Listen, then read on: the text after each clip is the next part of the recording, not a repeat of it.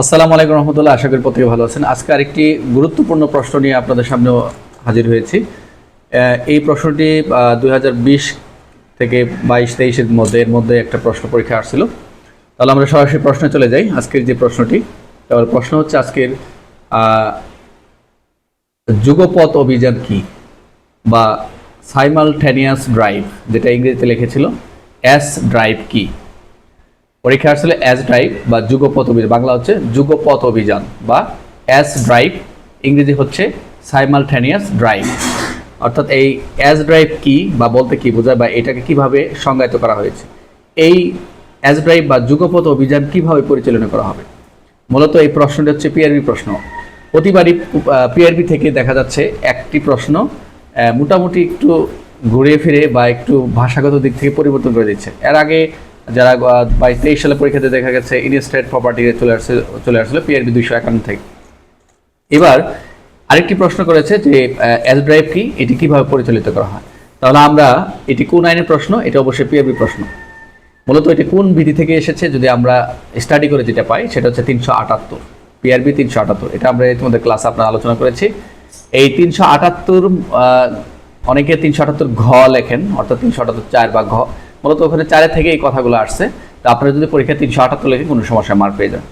তাহলে আমরা শুরুতে চলে যাই এস ড্রাইভ কি বা এস ড্রাইভটাকে কিভাবে সংজ্ঞায়িত করা হয়েছে। তাহলে আমরা সাইমালটেনিয়াস ড্রাইভটা হচ্ছে বা যুগত অভিযান বা এস ড্রাইভটা হচ্ছে যে, তাহলে আমরা পিআরবি থেকে যে স্টাডি করে যেটা পাই 378 বিধান থেকে বা 378 অনুযায়ী, অর্থাৎ কোনো ফেরারি বা পলাতক আসামিকে বা অপরাধীকে গ্রেপ্তার করার উদ্দেশ্যে বিভিন্ন স্থানে এবং একই ঠিকানায় বা একই সময়ে এই সমন্বিত যে গ্রেপ্তার পরিচালনা করা হবে বা গ্রেপ্তার পরিচালনা করা হয়, সেই পরিচালিত যে অভিযানটাই হচ্ছে এস ড্রাইভ বা যুগপৎ অভিযান বা সাইমালটেনিয়াস ড্রাইভ।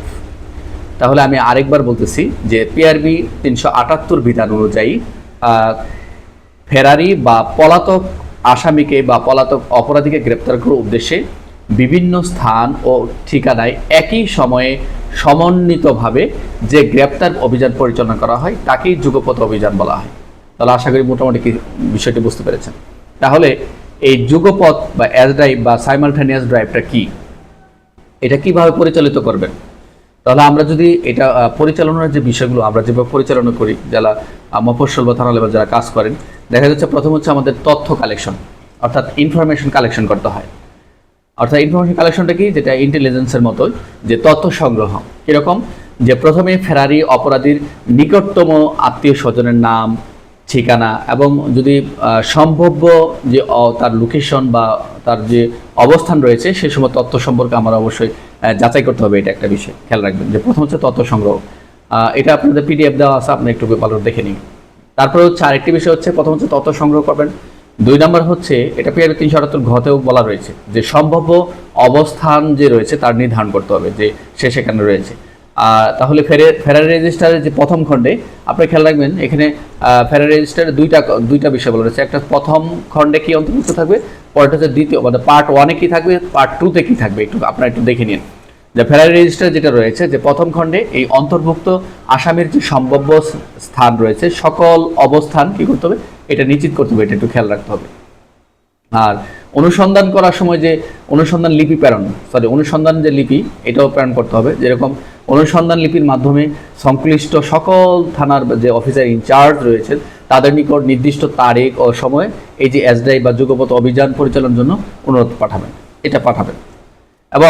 এবং এই যে অনুসন্ধান পাঠালে একযোগে যে পরিচালনা করবেন, এই একযোগে অভিযান যে পরিচালনা করবেন, এই নির্ধারিত তারিখ এবং সময় সংশ্লিষ্ট থানায় একসাথে বা একযোগে, এই সাইমালটেনিয়াস ড্রাইভের অর্থ হচ্ছে একযোগে অভিযান বা এস ড্রাইভ। এই কথাটা মানে হচ্ছে যুগপৎ বলি আমরা বা একযোগে অভিযান, এই একযোগে অভিযান পরিচালনা করে আসামি গ্রেপ্তার চেষ্টা করতে হবে।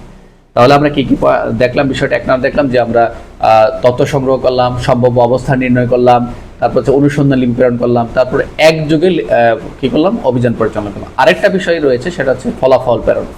আমরা সর্বশেষ যেটা করব যে অভিযান শেষে সংশ্লিষ্ট থানা ফলাফল অবশ্যই এই অনুসন্ধান স্লিপের পিছনে লিখে কি করবে, ইনকোয়ারি স্লিপ বা যেখান থেকে মূল ইস্যুকারী এসেছিল তার থানায় কি করতে হবে, প্রেরণ করতে হবে। তাহলে এখানে 5টা বিষয়। আরেকটা বিষয় আপনারা খেয়াল রাখবেন যে রেজিস্টার এবং লিপিবদ্ধকরণ এবং ইস্যুকারী থানার দায়িত্বপ্রাপ্ত যারা থাকবেন তা অফিসের সকল প্রাপ্ত ফেরারি রেজিস্টারে অবশ্যই এই কি ফলাফল যা ফলাফল পেয়েছেন এই সাইমালটেনিয়াস ড্রাইভটা কি ফলাফল পেয়েছেন সেটা রেজিস্টারে লিপিবদ্ধ করতে হবে। আর এটা কিন্তু অবশ্যই খেয়াল রাখতে হবে, এটা হচ্ছে নিয়মিততা, এটা তো প্রতি মাসে বলা রয়েছে, এটা কিন্তু প্রতিদিন করা হবে না।